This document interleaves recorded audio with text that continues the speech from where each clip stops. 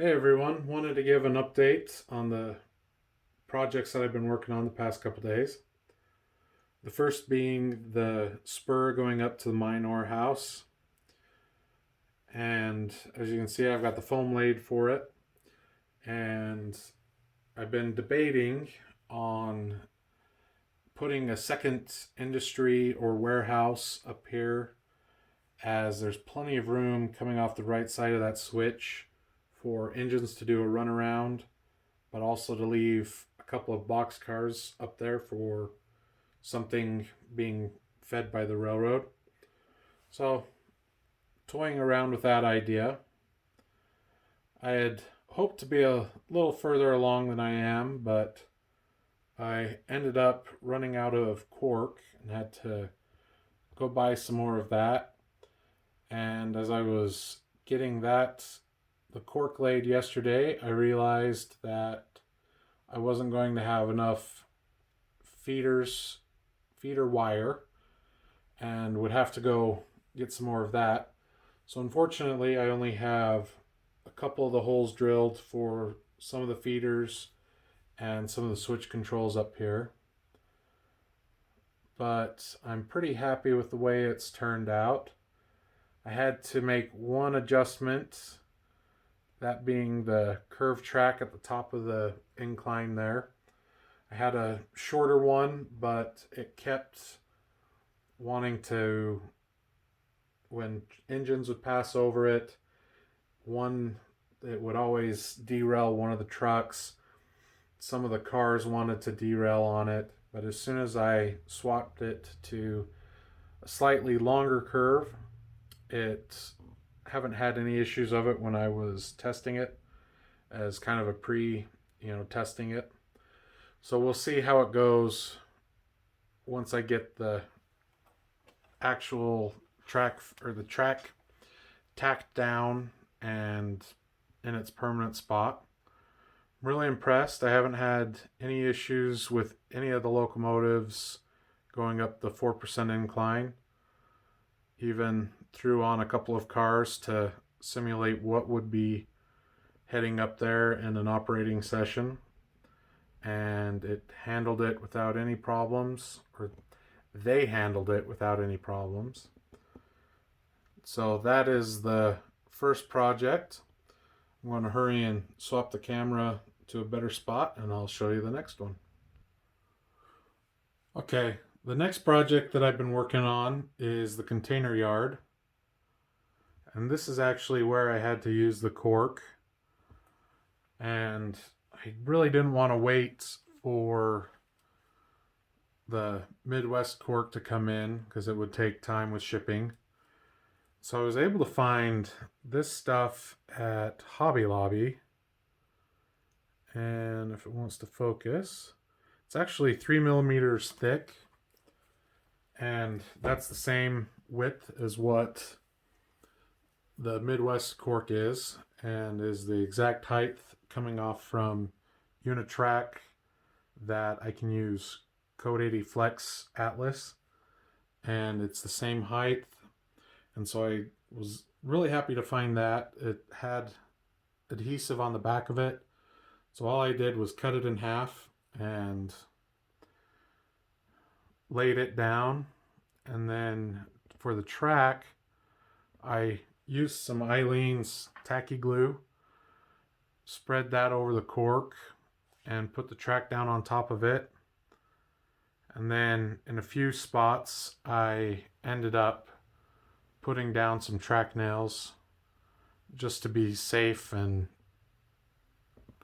in the spots where I had to cut it for when I need to remove these module pieces to replace the windows, I ended up putting nails down on the opposite sides of those joints as well, just to be safe. The last thing that I was working on was, I had realized that I had a couple of switches left over that, let me get you a little closer and we'll show you. Okay, from my previous layout, I had a couple extra Pico switches laying around, and I thought, why not? Let's throw one in here. My hesitation was if I would be able to find anything somewhat prototypical of a switch being in part of a container yard or near the end of one. And I was able to find on Google Maps that in Union Pacific's Salt Lake container yard, there is a switch at the end of it that goes and feeds a lumber yard, a box manufacturer for cardboard boxes, steel plants. Looked like there was a scrap yard. And so I haven't quite decided what industry this is going to be, but I figured I have this lumber kit that I may not use anywhere else, so I might as well use it here. And I'm pretty happy with how it's turned out. So the only thing that's left that I really need to do is get feeders put in on the flex track. I was able to I had enough wire to get feeders made for the Unitrack, using the trick of pushing the joiner out and soldering to the bottom of them.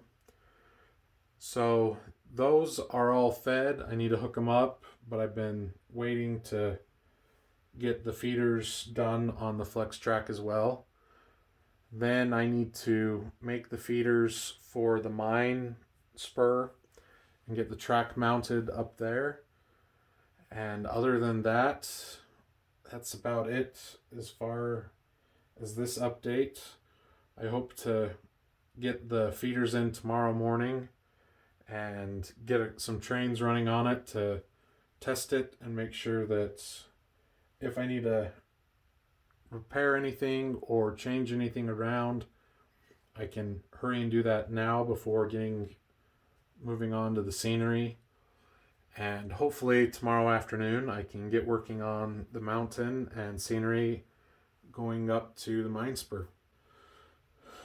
So once I get all of the testing done and get some of the scenery work going, I'll film some more. So we'll see you guys in a little bit.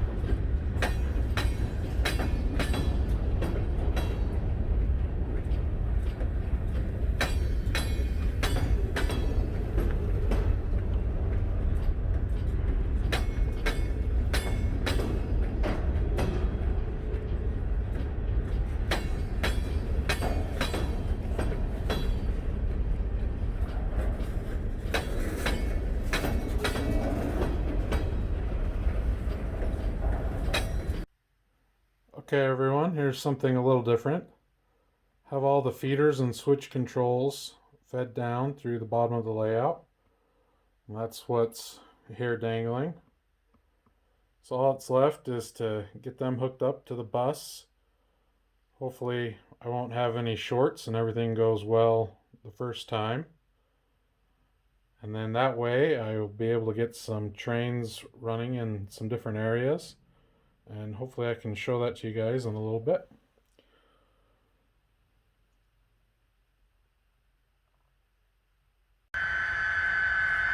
Okay guys, I wasn't able to get any scenery done, but I was able to get all of the track tacked down, all the wires fed, and I will leave you guys with a shot of a couple trains coming into the container yard, and then we'll follow the SD40-2 that's there up to the mine after that.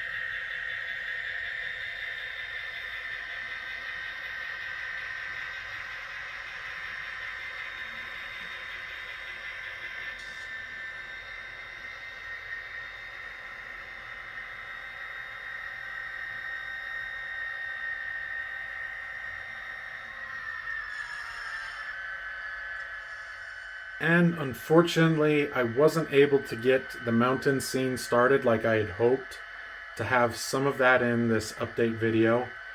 But with the setbacks of needing to get cork and wire for the feeders, and just the time it took to get the track positioned how I wanted it and secured down, it set me back. And with work starting back up here in the new year, I knew I wasn't going to have enough time to get much done with it. So I'm going to hold off and have that be a separate video. But as usual, thanks guys for watching, and I hope you enjoyed it.